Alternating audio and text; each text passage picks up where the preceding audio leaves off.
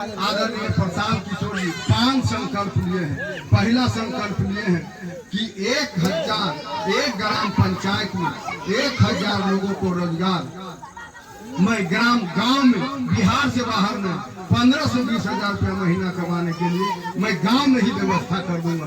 किसी गांव से किसी युवक को, किसी किन्हीं के मर्द को, किन्हीं को पति को बिहार से बाहर कमाने के लिए नहीं जाना पड़ेगा।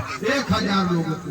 दूसरा संकल्प ये है, आज जो पढ़ाई की स्थिति है, अमीर लोग तो अपने बच्चों को पढ़ाने के लिए बिहार से बाहर भेज देते हैं, लेकिन गरीब आदमी आज अपने बच्चों को छुड़ाकर मजदूरी करवाते हैं और पढ़ने नहीं देते हैं और उनको मजदूरी में लगा देते हैं। तो इस तरह का विश्व स्तरीय स्कूल आदरणीय प्रशांत किशोर जी खोलने जा रहे हैं। उसमें गरीब आदमी का बच्चा हो, अमीर आदमी का बच्चा हो, साधारण आदमी का बच्चा हो, सभी का बच्चा 15 वर्ष तक के उसको 1 पैसा नहीं लगेगा। और दूसरा, खाने के लिए उस स्कूल में इस तरह की व्यवस्था होगा कि बच्चा को कभी पौष्टिक की कमी नहीं होगी, कुपोषण का शिकार नहीं होगा और बच्चा 15 वर्ष तक निःशुल्क उसमें पढ़ेगा और आपका बच्चा भी डॉक्टर, इंजीनियर, अफसर, कलेक्टर बनेगा। उस तरह का पढ़ाई आदरणीय प्रशांत किशोर जी देने जा रहे हैं। तीसरा, आज जितने हमारे दादा दादी वृद्धा पेंशन है, विधवा पेंशन है, विकलांग पेंशन, आज भीख की तरह 400 रुपया दिया जा रहा है। आज बिहार सरकार का बजट 2,46,000 करोड़ रुपया है। 2,46,000 करोड़ रुपया कहाँ से पैसा आता है? ये पैसा आता है, माता चाची साड़ी खरीदते हैं, धोती शर्ट कपड़ा खरीदते हैं, दवाई खरीदते हैं, यहाँ तक कि नमक खरीदते हैं, उसमें टैक्स है।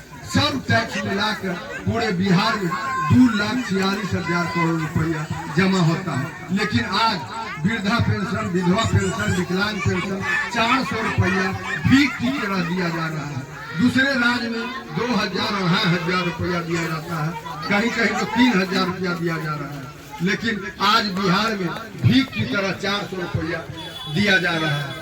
तो आदरणीय प्रशांत किशोर जी तीसरा संकल्प लिए है कि वृद्धा पेंशन, विधवा पेंशन, विकलांग पेंशन 400 रुपया में 2,000 रुपया प्रति महीना में कर दूंगा।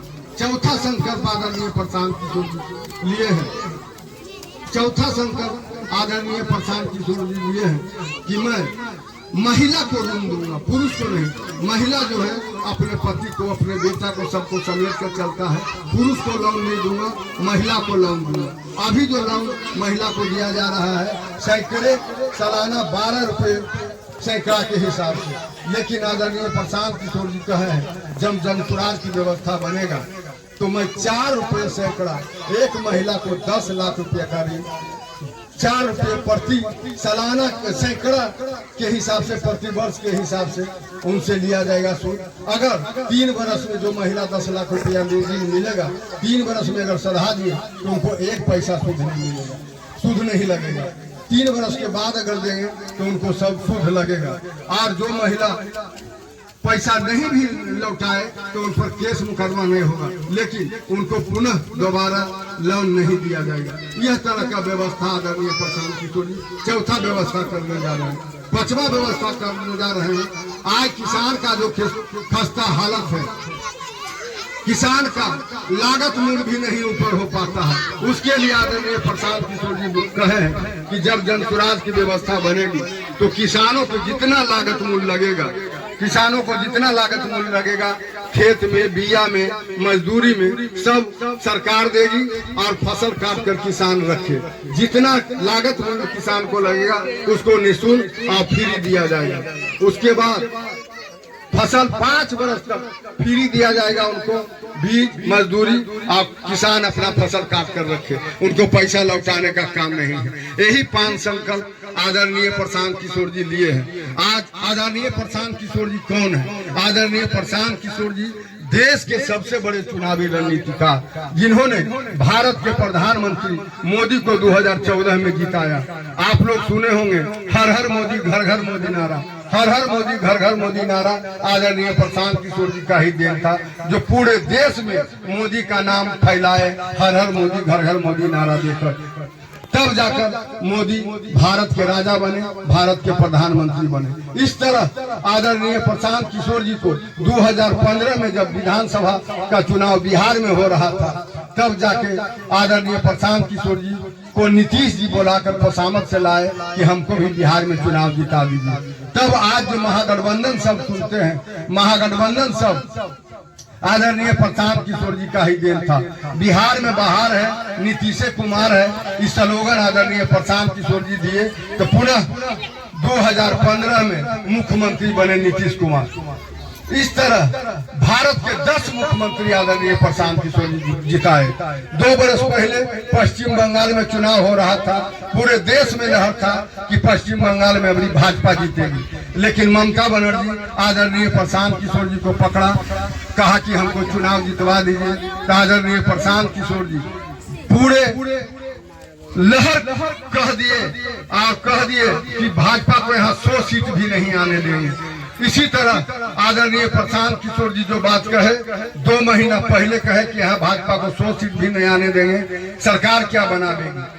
वही बात हुआ कि 77 सीट पर भाजपा सिमट गई और पुनः ममता बनर्जी मुख्यमंत्री बनी। इस तरह वह अपने एसी कमरा में बैठकर हजारों सैकड़ों करोड़ रुपया कमाने वाले आदरणीय प्रशांत किशोर जी, प्रधानमंत्री मोदी 100 करोड़ रुपया दिए, नीतीश जी 100 करोड़ रुपया दिए, जितना मुख्यमंत्री जिताए सैकड़ों करोड़ रुपया दिए।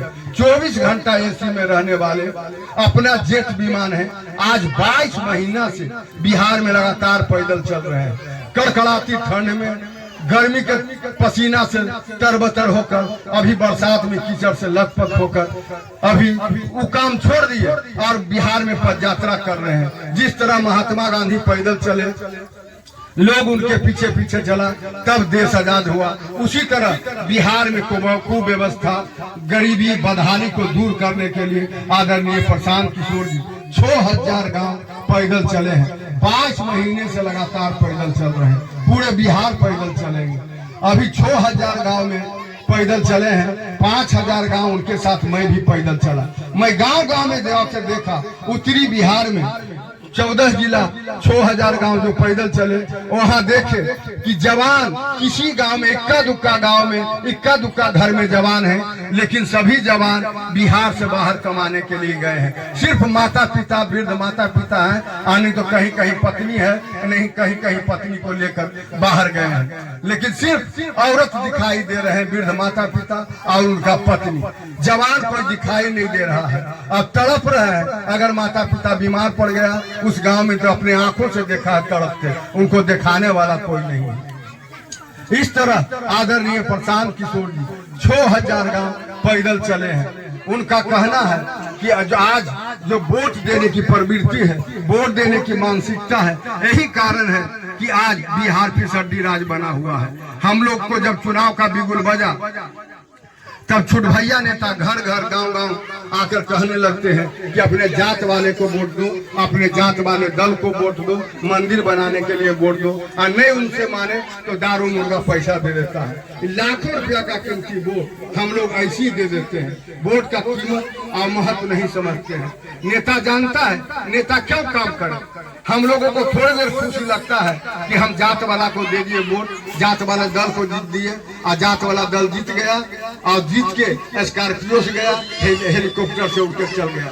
5 बरस कुत्ता के तरह भी नहीं पूछने आता है कि आपका बेटा कहाँ पढ़ रहा है, आपका बेटा कहाँ रोजगार कर रहा है, आपका बेटा कहाँ भटक रहा है। बिहान वोट दिए और वोट देके खुश हो गए, और बिहान हमारा बेटा बैग कंधा पर टांगा और दिल्ली, बम्बई, कलकत्ता, गुजरात, मद्रास, पंजाब कमाने के लिए चल गए। यही कारण है। नेता क्यों काम करेगा? उसको सूप के सूप, बोरा के बोरा वोट जात के आधार पर मिल रहा है। नेता जानता है, नेता जोड़ लिया है कि हमारे उस गांव में इतने जात का हमारा वोट है, उस गांव में हमारे जात का इतना आदमी है, उस गांव में हमारे जात का इतना वोट है, उसको आसानी से मिल रहा है। क्यों काम करेगा? वो अपने जात के आधार पर कोई भी नेता टिकट भी बेचता है 5 करोड़ 10 करोड़ में, अपना आमदनी बढ़ा रहा है, अपना बेटा बेटी को, अपना कुटुंब को सांसद विधायक बना रहा है। लेकिन आदरणीय प्रशांत किशोर जी का कहना है कि अब मैं विधायक के बेटा को विधायक नहीं बनने दूंगा। सांसद के बेटा को सांसद नहीं बनने दूंगा, मुखिया को बेटा को मुखिया नहीं बनने दूंगा। अब बनेगा कौन? तो बनेगा आप लोगों में से। गांव गांव जाओ के चुन रहे हैं। गरीब आदमी हो तो गरीब आदमी हो, लेकिन ईमानदार आदमी होना चाहिए। समाज अगर उसको कहे कि मुखिया काबिल है, ये विधायक काबिल है, 5 गांव कहा कि विधायक काबिल है, ईमानदार है, लेकिन गरीब है, इसके लिए उनको चिंता नहीं करना है। चुनाव लड़ाने का विद्या वो जानते हैं और चुनाव जिताने का भी विद्या जानता है। और चुनाव में जो पैसा लगेगा उसको अपने पैसे से गरीब आदमी को अब विधायक, सांसद, मुखिया, जिला परिषद जिताने का काम करने जा रहे हैं। यही जन सुराज अभियान है। आदरणीय प्रशांत किशोर जी कहते हैं कि अब बहुत हो गया जात, धर्म, दारू, मुर्गा, पैसा पर वोट। अब स्वार्थी बनिए, अब स्वार्थी बनिए। अब अपने बेटे बेटियों के लिए वोट दीजिए, अपने बच्चों की शिक्षा और रोजगार के लिए वोट दीजिए। जिस तरह प्रधानमंत्री मोदी को मंदिर बनाने के लिए वोट दिया गया, मंदिर बन गया। प्रधानमंत्री मोदी को सिलेंडर के लिए वोट दिया गया, सिलेंडर का दाम 1400 हो जाए या 1500 हो जाए, लेकिन घर घर सिलेंडर आ गया। नीतीश जी को बिजली के लिए वोट दिया गया, घर घर बिजली आ गया। बिजली का बिल, अनाप शराब जो दिया, लेकिन घर घर बिजली आ गया। उसी तरह आदरणीय प्रशांत किशोर जी कहते हैं कि अब अपने वोट के जब भी वोट दे, जब भी वोट दे,